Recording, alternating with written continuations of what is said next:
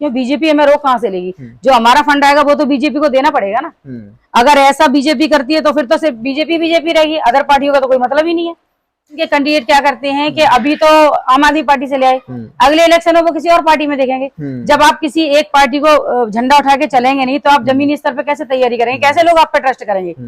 उन्होंने कहा कि आप एक गलत पार्टी में हैं, अगर आप इसको छोड़ करके, बात MIM से नहीं है, बात वो कहना चाह रहे थे कि आप किसी देश की बड़ी पार्टी में होते। वो ये भी नहीं कह रहे कि आप समाजवादी पार्टी में होते, आप BSP में होते। वो चाह रहे थे कि अगर आप बीजेपी में होते तो ज्यादा कुछ स्कोप हो सकता था। आपने कभी सोचा नहीं इस बारे में, कभी विचार नहीं किया?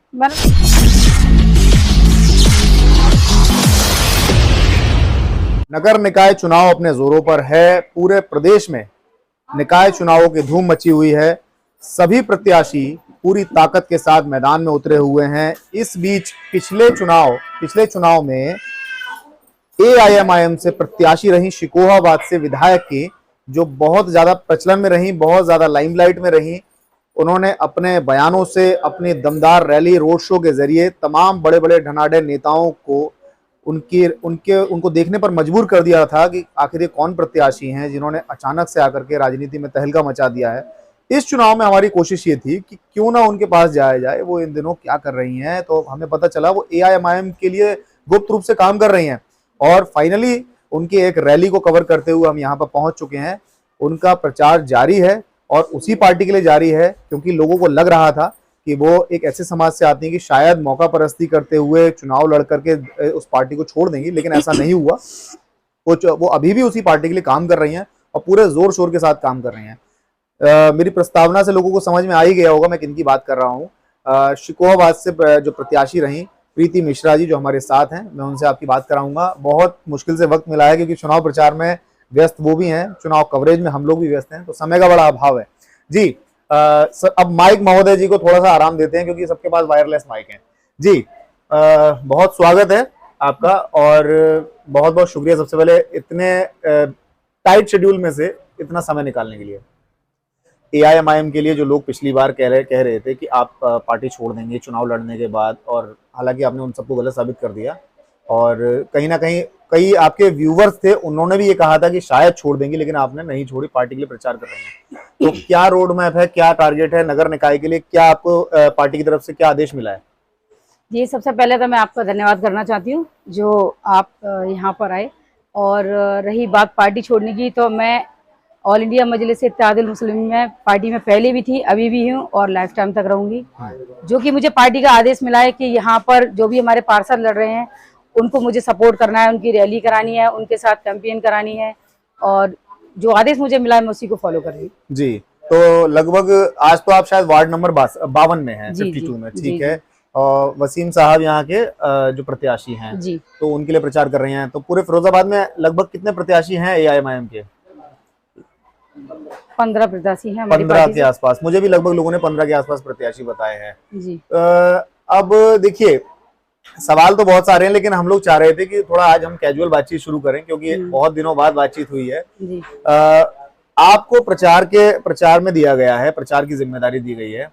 कई लोग हमसे कह रहे थे कि वो प्रचार तो कर रही हैं, लेकिन लोगों का आकलन ये है कि आपको लोकसभा के लिए तैयार किया जा रहा है।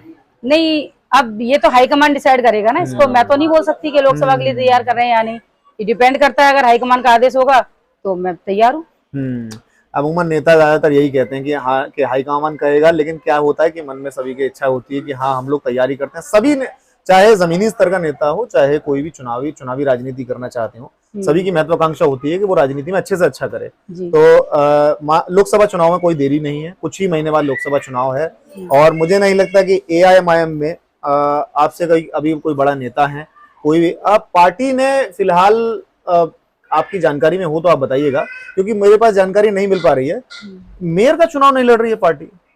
हमें लग रहा था शायद आप आएंगे मैदान में, मेयर का चुनाव नहीं लड़ रही। क्या इसके पीछे क्या स्ट्रेटेजी रही? क्या लोकसभा की तैयारी कर रहे हैं या इस बार छोड़ दिया है चुनाव अपनी मर्जी से? नहीं, हम लोग लोकसभा की तैयारी भी कर रहे हैं। और सबसे बड़ी बात यह है कि जो लोग बोलते थे कि हम मतलब ओवैसी सर बीजेपी के दलाल हैं, वो बीजेपी को जिताने का काम करते हैं, तो इस बार हमने अपना कैंडिडेट यहाँ पे उतारा नहीं है। हम देखते हैं कि अगर हम बीजेपी के दलाल हैं तो क्या समाजवादी पार्टी बीजेपी को आने से रोक पाएगी या BSP रोक पाएगी? भाई हमारे ऊपर एलिगेशन लगा देते हैं।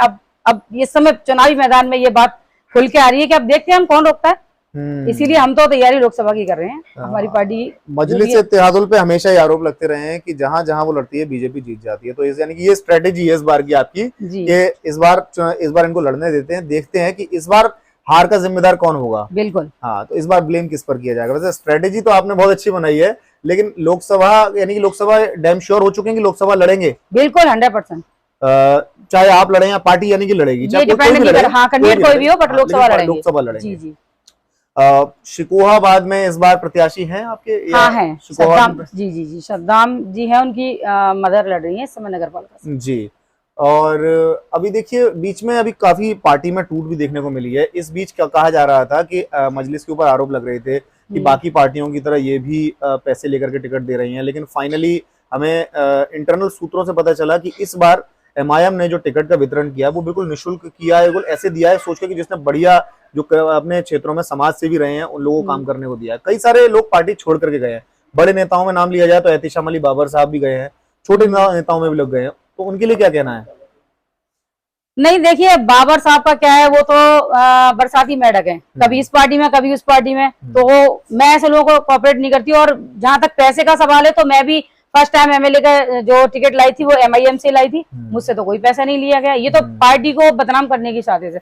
आप तो जानते हैं कि जब भी कोई पार्टी नहीं उभर के आती है तो पुरानी पार्टी को ऐसा लगता है कि इन पे एलिगेशन कैसे लगाया जाए, तो मुझे ही लगता पैसे से अच्छा एलिगेशन इनके पास कुछ और है। अब मान लीजिए जैसे अभी आपके जिनके लिए आप प्रचार कर रही हैं वो सभी जैसे 15 उम्मीदवार हैं, 15 जीत जाते हैं, हमारी तो शुभकामनाएं, सब जीत जाते हैं जी। तो फिर मान लीजिए सरकार जो है वो तो अभी उत्तर प्रदेश में बीजेपी की है, बहुत, मैं आप ही से नहीं पूछ रहा हूँ, मैं एंटी बीजेपी वाली जो भी पार्टियां सभी से ही पूछ रहा हूँ, फिर आप लोग काम कैसे कीजिएगा? क्योंकि बीजेपी तो आपको काम करने नहीं देगी, वो आपको आरोप प्रत्यारोप में समय बर्बाद करवा देगी कि आपका समय निकला जा रहा है, समय निकला जा रहा है, और इसी में 5 साल चले जाएंगे, तो ऐसे में काम कैसे होगा? क्या बीजेपी हमें रोक कहाँ से लेगी? जो हमारा फंड आएगा वो तो बीजेपी को देना पड़ेगा ना। अगर ऐसा बीजेपी करती है तो फिर तो सिर्फ बीजेपी रहेगी, अदर पार्टियों का तो कोई मतलब ही नहीं है। और अगर आप विपक्ष में नहीं होंगे तो फिर पक्ष वाली पार्टी का कोई वैल्यू क्या है? देखिए क्या हो रहा है इस चुनाव में, समाजवादी पार्टी है, बीएसपी है, और आम आदमी पार्टी भी अच्छी तरह से उतर रही है। तमाम छोटी छोटी, अच्छा, निकाय का जो चुनाव होता है वो छोटी पार्टियों को कैडर देने का चुनाव होता है, जहां पर कार्यकर्ता बनते हैं, कार्यकर्ता तैयार हो जाते हैं और एक शहर में नया रोड मैप तैयार होता है पार्टियों का। तो सभी छोटी पार्टियां जो हैं, जो क्षेत्रीय पार्टियां, उनके लिए बहुत अच्छा मौका है। तो इस बीच आम आदमी party, AIMIM, Azad Samaj party, जो क्षेत्रीय पार्टी बनना चाह रही हैं, इनके लिए कितना बड़ा स्कोप है? ये लोग अभी इस चुनाव के बाद क्या लोकसभा लड़ने लायक हो जाएंगे? नहीं, लोकसभा लड़ने लायक ये नहीं हो सकते, क्योंकि इनके कैंडिडेट क्या करते हैं कि अभी तो आम आदमी पार्टी से ले आए, अगले इलेक्शन में वो किसी और पार्टी में देखेंगे। जब आप किसी एक पार्टी को झंडा उठा के चलेंगे नहीं तो आप जमीनी स्तर पे कैसे तैयारी करेंगे, कैसे लोग आप पे ट्रस्ट करेंगे? ये तो बदलते रहते हैं ना, इसीलिए इनका कोई मतलब नहीं होता। चलिए, मुझे एक बात याद आ गई, हमने कुछ 15 दिन पहले एक लाइव वीडियो किया था, उसमें एक साहब थे, कोई श्रीवास्तव जी थे, मुझे उनका नाम याद नहीं आ रहा है, अमित श्रीवास्तव नाम था उनका। उन्होंने एक सवाल पूछा था कि अचानक जिक्र कुछ और चल रहा था और हमारा टॉपिक कुछ और था और आपकी बात वहां पर हो गई थी। उन्होंने कहा कि प्रीति मिश्रा जो है वो एक बहुत सुदृढ़ नेता है और बहुत ही मतलब एक टैलेंटेड नेता, उन्होंने आपको संज्ञा दी थी। उन्होंने कहा कि आप एक गलत पार्टी में हैं, अगर आप इसको छोड़ करके, बात एआईएमआईएम से नहीं है, बात वो कहना चाह रहे थे कि आप किसी देश की बड़ी पार्टी में होते। वो ये भी नहीं कह रहे कि आप समाजवादी पार्टी में होते, आप बीएसपी में होते, वो चाह रहे थे कि अगर आप बीजेपी में होते तो ज्यादा कुछ स्कोप हो सकता था। आपने कभी सोचा नहीं इस बारे में, कभी विचार नहीं किया? मैंने तो सिर्फ एक ही बात सोची है कि आई थिंक, मुझे याद है कि जब कांग्रेस थी उस समय माननीय अटल बिहारी वाजपेयी जी एक थे बीजेपी के सांसद, तो लोकसभा में उनकी बहुत हंसी उड़ाई जा रही थी, तो उन्होंने कहा चिंता मत करो, आज आप हम पे हंस रहे हो, कल हमारा समय आएगा हम आप पे हंसेंगे। और प्रेजेंट है, आज बीजेपी कांग्रेस पे हंस रही है, तो ये कोई जरूरी नहीं है कि हमारी पार्टी गलत है या हम छोटी पार्टी से बिलोंग करते हैं। हो सकता है कल बीजेपी ना हो, असदुद्दीन ओवैसी जी की पार्टी हो, तो आप किसी के फ्यूचर को इस तरीके से बोल नहीं सकते। चलिए, बहुत शुक्रिया हमसे बात करने के लिए। उम्मीद है हमने सभी सवालों के जवाब मिल गए होंगे। हमने सभी सवाल पूछे हैं, अब आप हमसे ये नहीं कहेंगे कि आप उनसे मिले और आपने कोई ये सवाल नहीं पूछा है। बाकी देखिए, इन्होंने जो कहा मैं उसमें बात अपनी जोड़ते हुए बात कहूंगा। सियासत का ऊंट है साहब, कहीं भी बैठ सकता है, किस करवट, और वक्त का पहिया बड़ा मजबूत होता है, वो किस तरफ, किस एंटी क्लॉकवाइज या क्लॉकवाइज घूम जाए पता नहीं है। क्योंकि 10 से 15 साल पहले किसी ने भी नहीं सोचा था कि बीजेपी इतनी ताकत में खड़ी हो जाएगी इस देश में, आज खड़ी हुई है। तो राजनीति में सब कुछ संभव है, भविष्य के गर्भ में क्या छुपा हुआ है कुछ पता नहीं है। बाकी हम लोग जगह जगह जा रहे हैं। वीडियो के बारे में आपको जो भी कहना है आप कमेंट सेक्शन में आकर कह सकते हैं। फेसबुक पर अगर वीडियो देख रहे हैं तो चैनल को फॉलो करिए, यूट्यूब पर देख रहे हैं तो चैनल को सब्सक्राइब करिए। सभी दर्शकों का बहुत शुक्रिया, धन्यवाद।